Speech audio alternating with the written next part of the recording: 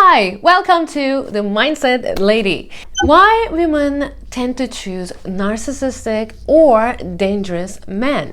Today, I'm going to both have an evolutional and psychological approach to it, and please share in the comments what you think, if you agree or disagree, or if you want to add anything to what I'm going to say today. If you like my videos, please don't forget to subscribe or like this video.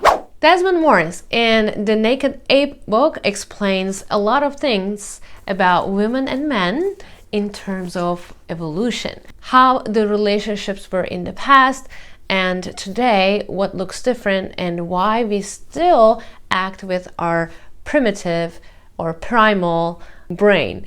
And I'm going to tell you what we can do to change this. In the light of evolution, when you look at man and woman, they look for different things. Men look for women who are healthy, who will bear healthy children of theirs.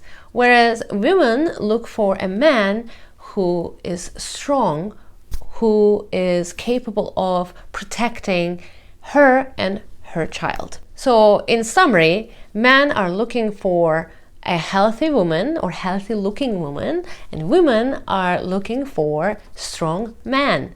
But what does healthy mean and what does strong mean changes. It gets a little bit tricky. When it comes to men picking women, the indicators of health are different. For example, pink cheeks, pink lips, that shows blood flow there. That means this is a healthy person. They are fed well. They get enough nutrition. And that means the child will be also healthy. Long or healthy hair, long eyelashes, thin waist, and thick thighs. If you have this waist to hips ratio, right, then those kind of women who has this perfect ratio tend to bear more children. And apparently giving birth is easier with that ratio, which is very interesting. So this is why thin waist and hips, like thick hips, are found sexy. And of course, fitness, being fit for women is good because that means you can bear healthy children again and you can carry the child with no issues at all in our primal man brain. And you know why men find thick lips sexy? It's because that reminds them of woman genitalia. Woman like man has arms with muscles and the veins showing because that reminds them man's genitalia. So this kind of interesting primal feelings that we have that we cannot control, and sometimes we don't even question, why am I attracted to this? Like, this is so weird. Now let's come to women. What does women want from men? As we said, strong men, but this strength can be divided into three areas. One is muscular fitness, right? Like the body fitness. So if you're strong, let's say if you're tall, you tend to be stronger. If you're, let's say, if you have muscles, you tend to be stronger, right? So that strength makes men more attractive to women. The second thing is money or status.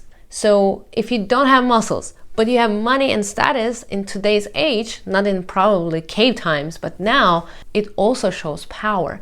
It also shows strength because you can take care of her and her children, and that becomes really attractive to women as well. This is why some men are very curious why women are after money all the time or a rich man all the time. It's just basically, it's one of the ways that man has power and has strength, and this is what we are attracted to. So we said muscles, we had status or money, and the third one is self-confidence. Sometimes we see men, they don't have money, they are not, muscular or anything, but they have self-confidence, and women go after them.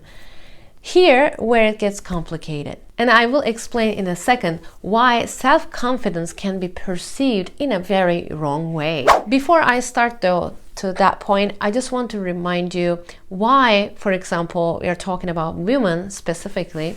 A man can make many women pregnant at the same time, but a woman gets pregnant once and she has to carry that child for 9 months and then take care of the baby afterwards as well. So women have to be really picky, okay? It's more difficult for women to pick than for men. This is why they think that men are womanizers, or they cheat a lot. It's just basically because they can't. But women, if they want to reproduce, then they have to be really picky about their partner. So what happens sometimes, my friends on Tinder or Bumble, they keep saying that it's so hard for guys to find a woman, but for you guys, for women, it's so easy, everybody swipes like left for you and stuff like that. But honestly, the whole reason is this: we are just more picky than you are. But then why do we pick the wrong men sometimes? Why are we attracted to danger or this narcissistic behavior? Because we confuse that narcissistic behavior, that dangerous behavior, with self-confidence, real self-confidence. That's the problem. How does that happen? We need to go back to our childhood. As little girls, our first interaction with the opposite sex, and maybe our very first love is with our fathers, right? So we see them and we take them as role models for our partners in the future. I know it's not that easy, it's not that straightforward, but that is true that our partner selection is highly affected by our relationship with our fathers. So if our fathers at home has lack of love towards his wife or towards you, or even ignoring his family, or if he has degrading comments, or if he's even violent towards his family, and yet your mother is not leaving home, still showing love, still showing affection, still she prefers to love him, then you have this learned behavior. Okay, this is normal. This is how your brain normalizes this kind of relationship. So he degrades my mom and my mom still loves him, so I guess this is how it goes. And because you learn this behavior, you kind of normalize this behavior. When you grow up and you start dating, the man who treats you really badly, one day they are there and the second day they don't call and they don't answer your messages, you kind of start to feel that very familiar feeling from your past. That familiar fear or that familiar negative feeling feels like home, and that's why you're attracted to. It's hard to differentiate what's wrong, what's right here. Of course, being attracted to something like this is not healthy, but you need to realize that. You need to be able to say, okay, I'm attracted to this guy, but it's just because of my past traumas. It's not healthy, it's not real, it's not what I deserve. I deserve to be called every day, I deserve a response, I deserve to be loved. You need to remind yourself these things, otherwise it's very hard to get out of that spiral. The fear or the anxiety you felt around your father or your mom felt around your father becomes that fear and that anxiety that you feel next to your partner, next to that narcissistic partner. And somehow this feels so familiar and this feels so warm and it hits home. And when that happens, you kind of feel that bond. You almost get addicted to that fear and that anxiety because that kind of reminds you somewhere familiar in your brain. Whereas there's this other guy who wants to date you, who buys you flowers, who really cares about you, and he says nice things about you, and he values you, but then you start to see him as weak because you are mistaking self-confidence with your past traumatic event. That person is the actually right person for you, but you start to see him as weak because you matched strength or self-confidence with the wrong thing. You coded it wrong in the first place when you were a kid. So you have to recode that, overwrite that code with self-awareness.